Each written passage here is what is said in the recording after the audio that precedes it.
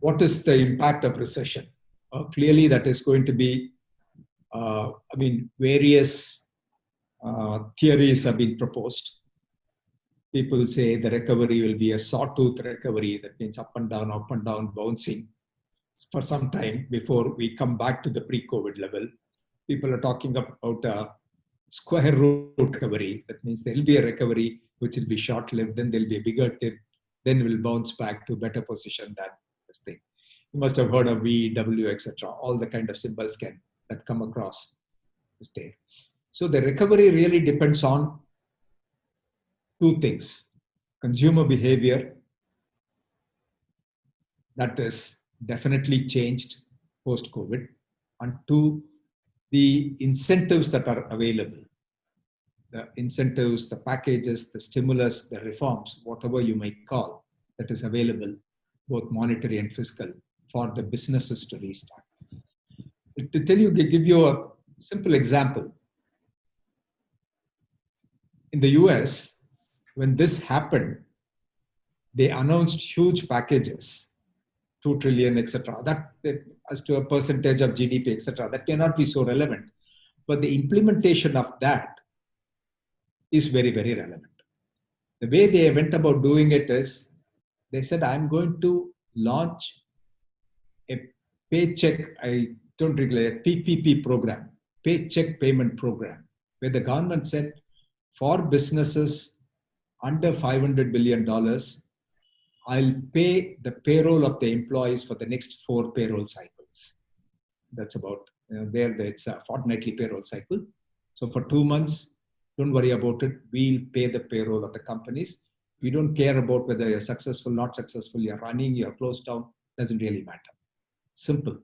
And then we will give interest-free loans to small businesses, again coming under the same definition, so that you can continue to pay your bills, and continue to invest in the business and continue running.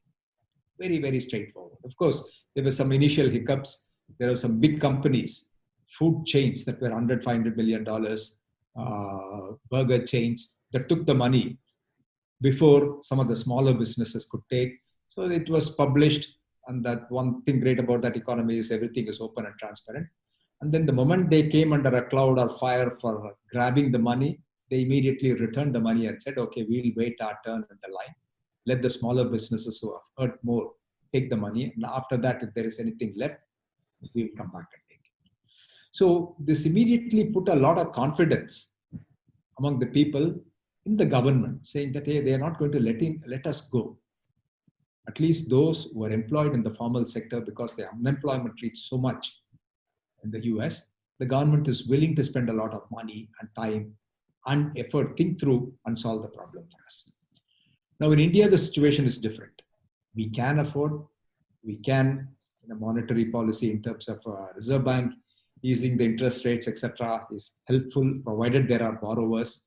So there is money to be lent, banks are willing to lend, but there are no borrowers because the rules of borrowing hasn't changed significantly. There are some false steps that there is a moratorium for 3 months, now extended to 6 months, but at the end of 6 months, you'll have to pay the interest for that period also. You know, how crazy can that be? So it's some of those policy decisions that has hurt the businesses far more, because of which the businesses, particularly the small businesses, couldn't give comfort to the employees, both the contract employees as well as the regular employees, that the business will be able to survive and continue. And that probably led to all these migrant workers leaving their places of work and go away. All these faults and missteps is going to make the recovery in India a little slower. The confidence of the business is not there. The fear among the population has not gone. Fear that their health is taken care of, they are safe, is not gone. The fear that they will have a salary stream or a revenue stream or money that they can use to buy goods is not there. So, I mean, the fear is there and the fear hasn't gone. So as long as the confidence does not return to the population, both at the citizen level as well as at the corporate level, the recession will tend to be slow. Societies, the Western societies, who are used to using credit cards continue to spend, knowing that there is a higher cost as far as the interest is concerned, but then they will continue to spend because they have access to that money. In India, we don't have that privilege. The millions of migrant workers, they have no access to capital at all, no access to credit. They either get dole, which is a small amount, or the salary. There is nothing else. They have no credit record. There is nothing else. They don't even have, many of them may not even have bank accounts. Even if they do, they have ATM cards, debit cards only, not even credit cards. As a result, it's going to take some time for consumption to come back in this country. And it's the consumption that is going to drive the economy. Because banks are willing to lend, but the borrowers in the industry and the companies are not willing to invest. They do not want to borrow because what will they do with the additional capacity? The products that they produce.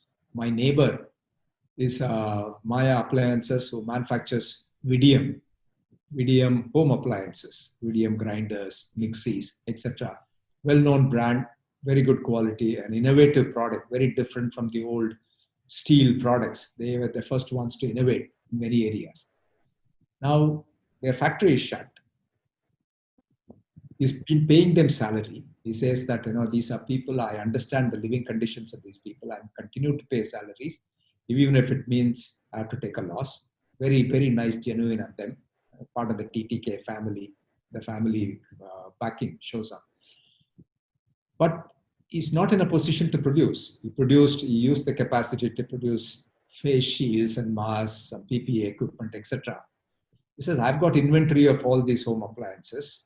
My dealers have a lot of appliances, a lot of inventory.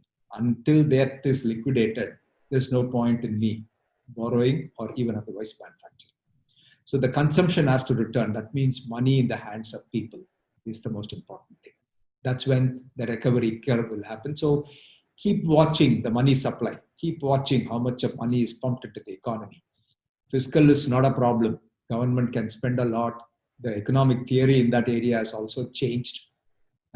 Olivier Blanchard of the MIT school said, as long as the growth rate is more than the interest rate, the government does not have to worry about fiscal deficit. Whether it's 3%, 4%, 5%, 6%, don't worry about it. If you're growing at 10% and the interest rate in the economy is 6 or 7%, keep borrowing, because the growth will support interest payment and you will not fall into the debt trap.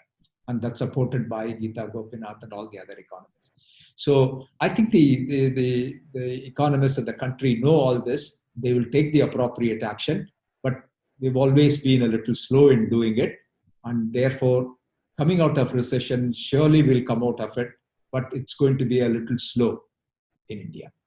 One is the consumer spend is one problem. Two, the task of migrant labor or the out-of-state labor as to whether they will return, in what numbers, when they will return, is another factor that is going to influence capacity building. Get 300 plus services. Chat and email with our team directly. Get stunning discounts and rewards. Only on Vakil Search app. Download now.